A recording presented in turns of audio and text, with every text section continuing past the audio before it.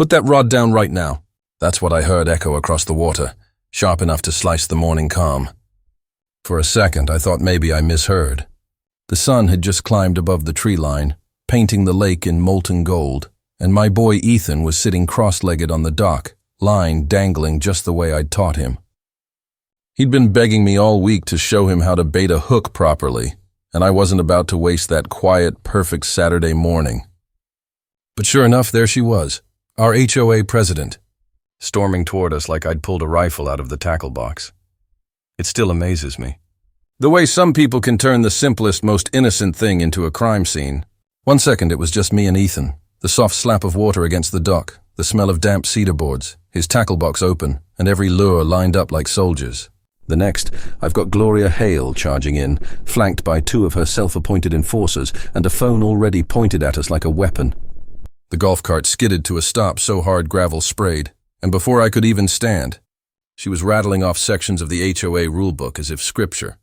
Ethan glanced up at me, eyes wide, unsure if we should pack up or keep fishing. I tried to stay calm, told him it was fine, that I had the license, that this was nothing. But it didn't matter. Gloria wasn't here to listen. She was here to make a show of power. She held out a citation like it was a court summons, bold red letters across the top. $600 fine.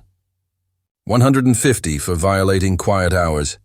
$450 for administrative and legal processing.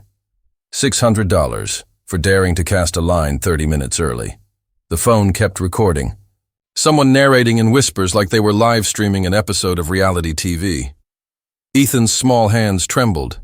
He asked in that hushed voice kids use when they're scared, "Dad, are we in trouble?" My throat clenched.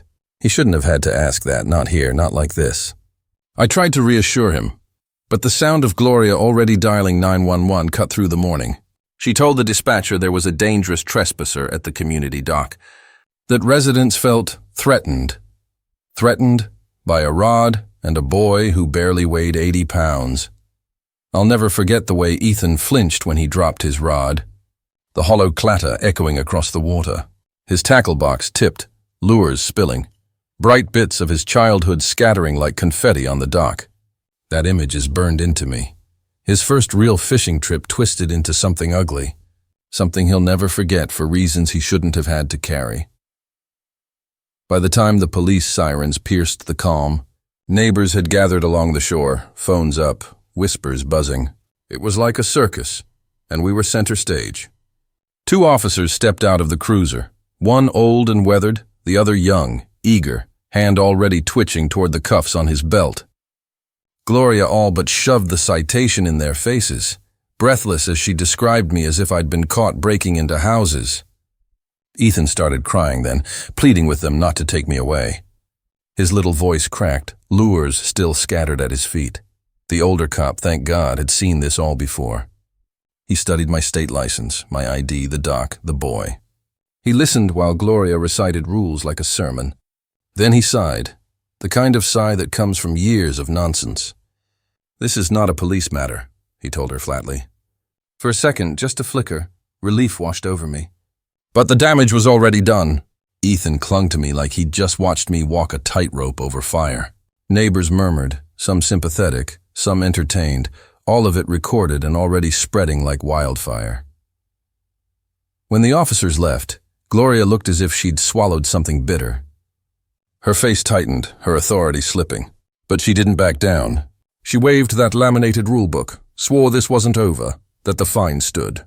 And as we packed up what was left of Ethan's gear, I caught the glint of cold satisfaction in her eyes. That walk home was the heaviest of my life. Ethan didn't say a word, just sniffled, clutching the handle of his empty tackle box. A memory that should have been golden, a father teaching his son to fish at sunrise, was now stained with fear, humiliation, and the threat of debt. I sat at the kitchen table that night, papers spread around me staring at the fine. $600 for nothing. But it wasn't about the money anymore. It was about the principle, about the way she wielded that power without shame, about the way my boy had begged strangers not to take his dad away. Something snapped in me then, a switch I didn't even know existed. I wasn't going to just pay and move on. Not this time. I was going to dig. I was going to find out how deep Gloria's authority really went. And if she wanted to make a war out of a fishing trip, then she'd pick the wrong man to cast a line at. That citation sat on the table like a dare. $600. It wasn't just about fishing.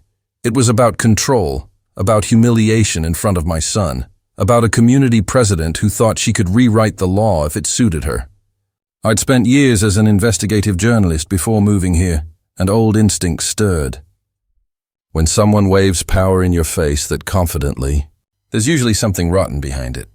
So that night, while Ethan slept and Rachel hovered in the doorway, asking if I was really going to make this worse, I pulled out my laptop and started digging.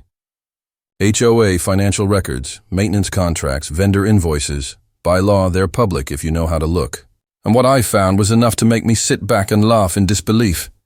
The lake, the very lake they fined me for fishing on, hadn't been paid for in months. The HOA owed over $15,000 to the management company responsible for upkeep. Overdue notices stamped in red. Warnings about termination of contract. Letters Gloria had clearly buried. None of it mentioned at meetings, none of it in the newsletters she loved to flood our mailboxes with. While she was busy handing out fines, she was hiding the fact that the crown jewel of our community was dangling by a thread.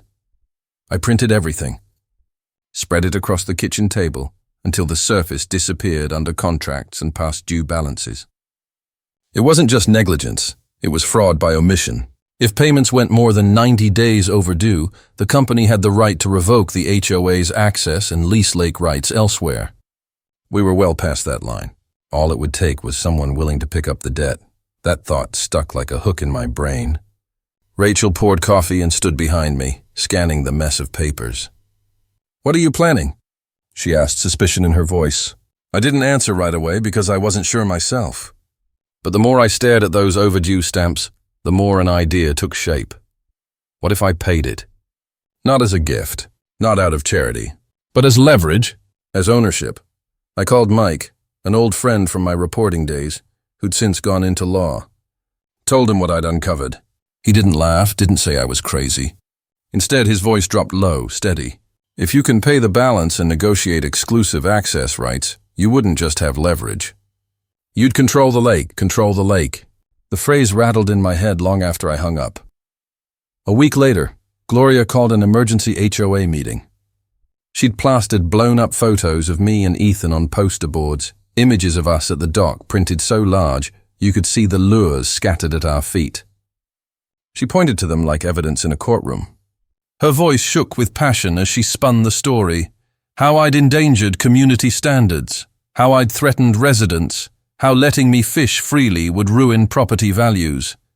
Her words dripped with fear-mongering, with the kind of authority she thrived on. The room buzzed with whispers. Some neighbors nodded along, eager to believe. Others crossed their arms, uneasy. I sat in the back, arms folded, letting her have her stage. Because I knew something she didn't. Rachel quietly slipped between rows of chairs, murmuring to neighbors. "Ask about the lake assessments," she whispered. "Ask about the unpaid bills." And slowly, you could see the cracks form. People shifting, frowning, realizing Gloria hadn't been transparent. A few raised their hands, asking about overdue payments. She waved them off, redirected, doubled down on me as the villain. That was fine. Let her dig.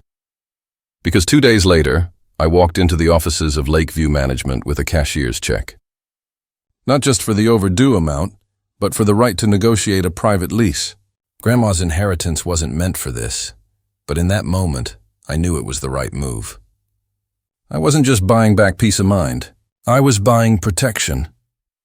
The manager looked almost relieved as he slid the papers across the desk. "It's yours if you want it," he said. "Access, rights, control? The HOA's contract is void, and just like that, the lake wasn't theirs anymore. It was mine." When I stepped outside into the sunlight, the air felt different, sharper, electric. Gloria had wanted to make me the villain of her story. She had no idea I was about to write the ending myself. The first HOA meeting after I signed those papers was packed so tight you could barely find a seat.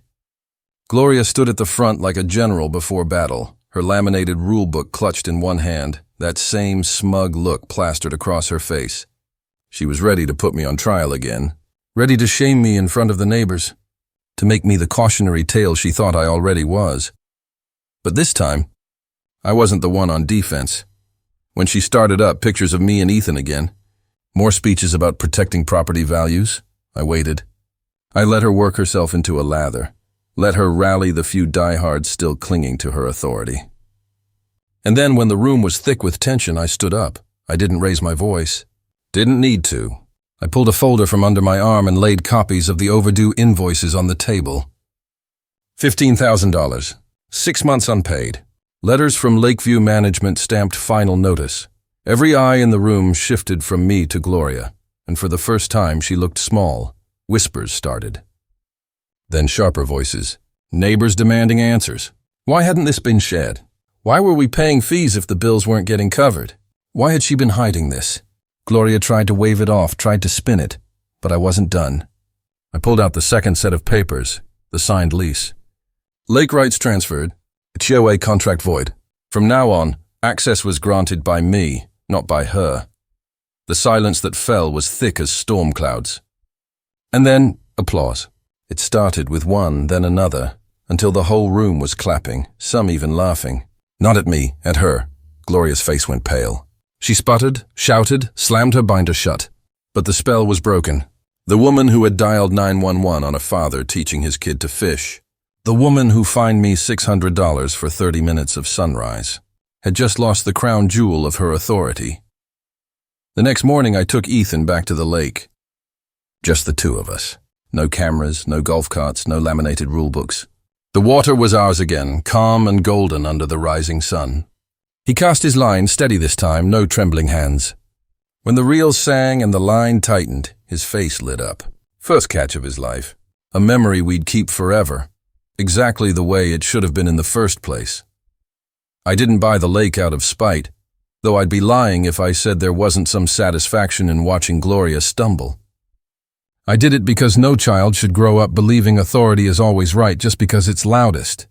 I did it because bullies only win if you let them. And now, when neighbors walk the path and glance out over the water, they don't see an HOA trophy anymore. They see a lake that belongs to the people who respect it. They see freedom. Sometimes standing your ground means more than refusing a fine. Sometimes it means taking away the very weapon they use against you. And for us, it means when Ethan remembers learning to fish, he won't remember police sirens or neighbors whispering. He'll remember the tug on his line, the golden light on the water, and his dad right beside him. If you believe no one should be bullied out of their own peace, hit that subscribe button. More HOA stories are on the way, and trust me, you won't want to miss what happens when everyday people finally fight back.